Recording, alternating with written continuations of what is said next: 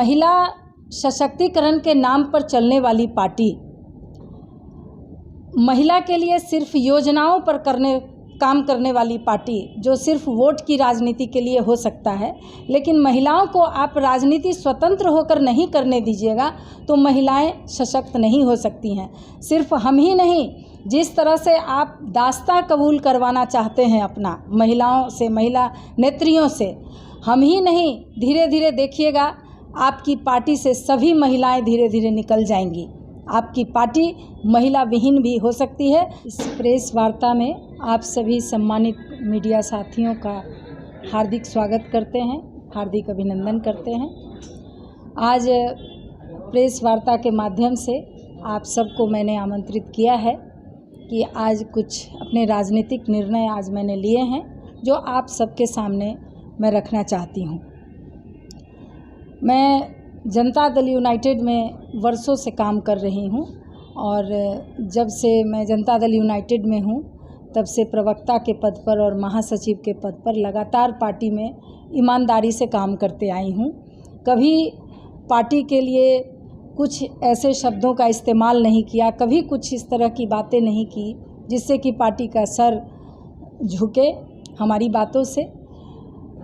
लेकिन इधर पार्टी की बागडोर गैंगवारों के हाथ में चली गई है।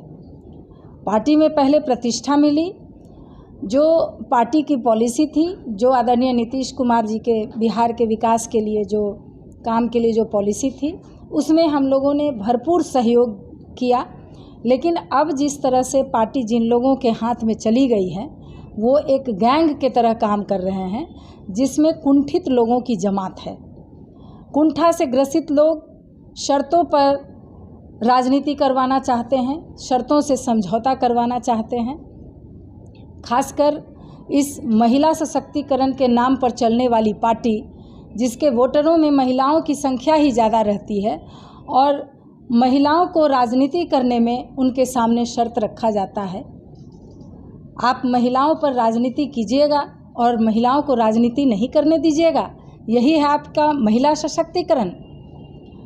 मैं ही नहीं, आज तो मैंने पार्टी से इस्तीफ़ा दे दिया है। यही समाचार आप लोगों को कहने के लिए यहाँ पर आमंत्रित किया था कि आज प्रदेश कार्यालय में और प्रदेश अध्यक्ष को मैंने इस्तीफ़ा भेज दिया है। यही जानकारी आप लोगों को मैं देने के लिए बुलाई थी।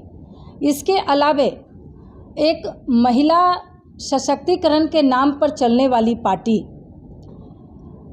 महिला के लिए सिर्फ योजनाओं पर काम करने वाली पार्टी जो सिर्फ वोट की राजनीति के लिए हो सकता है, लेकिन महिलाओं को आप राजनीति स्वतंत्र होकर नहीं करने दीजिएगा तो महिलाएं सशक्त नहीं हो सकती हैं। सिर्फ हम ही नहीं, जिस तरह से आप दास्तां कबूल करवाना चाहते हैं अपना महिलाओं से, महिला नेत्रियों से, हम ही नहीं, धीरे धीरे देखिएगा आपकी पार्टी से सभी महिलाएं धीरे धीरे निकल जाएंगी।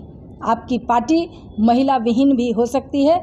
जिस तरह से आपने शराबबंदी के नाम पर, महिलाओं के नाम पर, शराबबंदी के नाम पर भी जनता से धोखा किया, जिस तरह से शराब माफियाओं की चलती है, शराब माफिया आपके संरक्षण में रहते हैं और गरीब लोगों को खाली बोतल भी घर में अगर उनके मिलते हैं तो आप उन्हें जेल में बंद करते हैं। पहले नियंत्रण करने की ज़रूरत है माफियाओं को, जिसको आप नहीं कर पा रहे हैं और गरीबों का शोषण कर रहे हैं।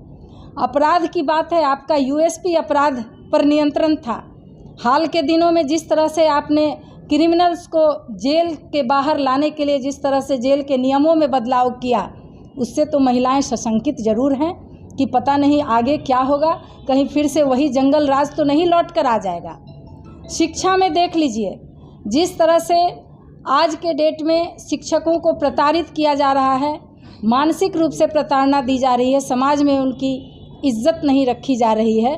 कैसे गरीब के बच्चे पढ़ेंगे? आज तो सरकारी स्कूल में सिर्फ वही बच्चे पढ़ते हैं जो बच्चे प्राइवेट स्कूल में जिसके माँ बाप बिल्कुल पैसे नहीं दे सकते, वही बच्चे पढ़ते हैं। शायद इसलिए वैसे शिक्षकों को बेइज्जत किया जाता है, कभी किसी तरह के परीक्षा के नाम पर, कभी किसी तरह के परीक्षा के नाम पर। पहले ठेके पर आपने शिक्षकों को बहाल किया, अब बीपीएससी के नाम पर उन्हीं शिक्षकों को फिर से बेइज्जती करना चाह रहे हैं। यही बीपीएससी का एग्ज़ाम लेके आप पहले ही कर देते। आप क्यों नहीं अधिकारियों को कहते हैं जो आईएएस हैं उनको कि फिर से आप यूपीएससी कम्पीट करके एक बार आ जाओ, फिर आपको आगे काम करने दिया जाएगा। आखिर शिक्षक पढ़ा रहे हैं तो उनमें कलीवर होगा तभी वो पढ़ा रहे हैं। आखिर दूसरे और तीसरे क्लास के बच्चे को पढ़ने के लिए कितने बीपीएससी की ज़रूरत होगी। बीपीएससी का किसी भी नियम, कोई भी नियम आज तक बना है तो तत्काल प्रभाव से प्रभावित होता है, लेकिन जो 15-20 साल से शिक्षक काम कर रहे हैं उन लोगों को भी बीपीएससी का परीक्षा देना पड़ेगा, ये तो विडंबना है। तो आप हर क्षेत्र में देख लीजिए, किसी भी क्षेत्र में देखिए, जिस तरह से सरकार जिस तरह से बिहार के लोगों को ठग रही है। मैंने निर्णय लिया है कि मैं इस तरह की पार्टी में, जहां महिलाओं को मानसिक रूप से प्रताड़ना दी जा रही है, जहां महिलाओं को राजनीति करने के लिए डिमोरलाइज किया जा रहा है, डिमोरलाइज कर और उसके बाद राजनीति सही ढंग से करने का परमिशन मिल रहा है, मैं इस तरह की पार्टी से मैंने इस्तीफ़ा दे दिया है।